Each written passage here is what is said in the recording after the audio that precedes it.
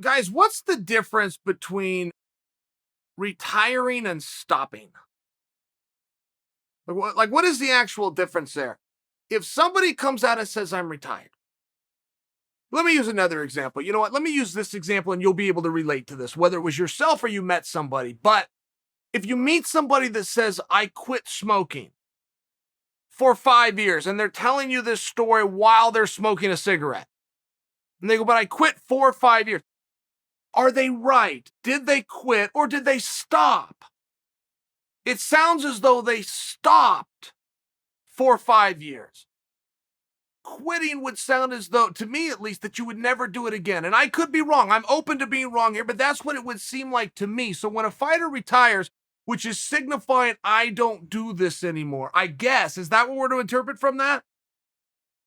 What's the difference if they've stopped doing it? Now, I will look at a number of athletes, and we're jammed up at 170 right now. I mean, I've never seen anything like this. And yes, I admit I am stealing Ariel Helwani's thought, but I had never thought of it until Ariel Helwani said it. What is going on at 170? And what's the difference? There are many guys at 170 who have not fought by example, okay, since Khabib last fought. There's many guys at 170 who you could trace their most recent fight to prior to Khabib's last fight. So if Khabib comes out and says, I quit, I retire rather, but you have other guys who haven't used the word, but they stopped doing it. It seems as though we're saying the same thing, but Khabib made himself eligible to be stripped. Khabib made himself eligible to not be ranked. Khabib made himself eligible to not be matched up. But what's the difference? One of the great fighters ever is a guy named Sean Shirk. One of the most dominant. Sean used to dominate. You couldn't even get out of the first round with Sean Shirk, and he had stopped fighting. And a period of time went by, guys. I mean, like 4 years. Like 4 years had gone by of Sean not doing this. We're kind of looking around, hey, is Sean ever going to do this again? And then one day he comes out and goes, oh yeah, I'm retired. It was the best. It was hilarious. He had moved on and was doing some other business. He started a business. He was a general contractor. I want to say a flooring business out in Minnesota. And one day, 4 years after he hadn't done it or even practiced it, he's like, oh yeah, I'm retired. And everybody accepted it. Then all of a sudden Sean was retired. But it does make you think, well, what's the difference? I mean, how long are we going to leave guys in rankings just by example? How long do we allow them to hold up some of those spots? And do they have the right to? I mean, very much so, this is a volunteer army. And you take all of the guys who have volunteered, that's your pool. So if you have somebody with their hand down, it would seem as though they come out instantly. The NCAA, by example, will force this upon you. The NCAA will have eligibility requirements, and if you don't meet said requirements, you're out. You're not just out of the lineup or off the team, you're out of the rank. It does not matter. We are going to, other guys now come in. And you could scream and yell, go, but wait a minute, he can beat these guys. It does not matter. If you are not eligible, boom, your grade point falls beyond something or your time just expires. You have 5 years to compete for, by example, in the NCAAs. Once that clock is up, you're out, and you can scream as loud as you want, but I can beat those guys. If you're out of eligibility, you're no longer eligible. What is the difference in quitting and stopping doing something? We have guys who have flat stopped doing something. I mean, I used to have a big problem this back in the day where guys were hurt. You'd have a guy who was injured and have to pull out of a fight. No problem. Get well soon. Absolutely. But how do we have a guy who is telling us openly, I am not even tough enough for whatever reason? It doesn't have to be mental. Sometimes it is physical.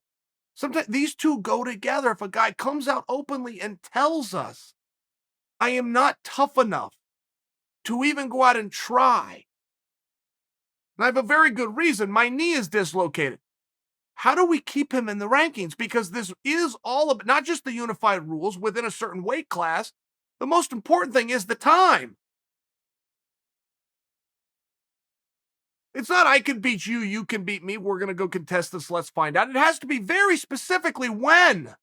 Extremely specific. It is the single most important part of a contract. You guys tell me what the most important part of a contract is. I am going to give you $1 million. I'm going to give it to you. Does that sound like I've completed the thought, or then do I get to come in on the back of it and go by $1 a year for the next 1,000,000 years, and all of a sudden it gets cutesy as a way of you not getting the money, but now you start to see the importance of the date.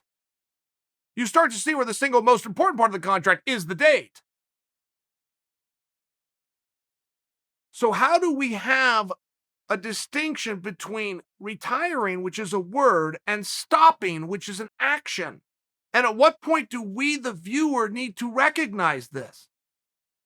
I had a problem with an injured guy maintaining his ranking. I personally did. This was the competitor in me. The competitor back when I was active in this was a little bit more cold than I am today. Now today removed, I can see why you're kind of kicking a guy while he's down. You take his ranking away while he's nursing an injury that was not. I kind of see the coldness and the problem with that. But I don't know that it's wrong. I really don't know that it's wrong. If a guy has removed himself and says, I'm not even tough enough to walk out there and try, for whatever reason, it seems as though we should take him at his word.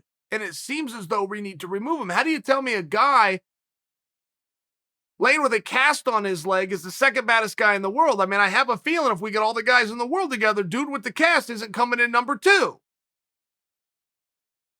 And that's where I bring that to you. How do you have a number 2 ranking if you can't I mean, you see the problem? I get where it gets to be very cold, but do you see what I'm talking about? How do we have guys that have stopped? And I defer back to the old WWF days, which I'm well aware was fake. I didn't know at the time when I believed these rules in 1986 and I was 7 years old. But there used to have a commissioner there called Jack Tunney, and Jack Tunney let anybody know if you were going to be a closet champion, you had 12 months and he would strip you.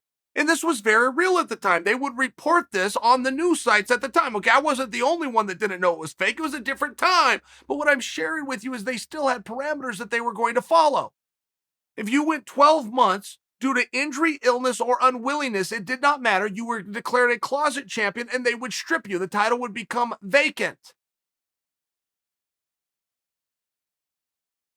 So what's the difference?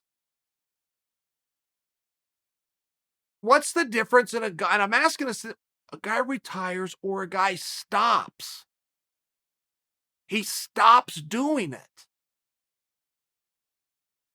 It seems as though he would be removed.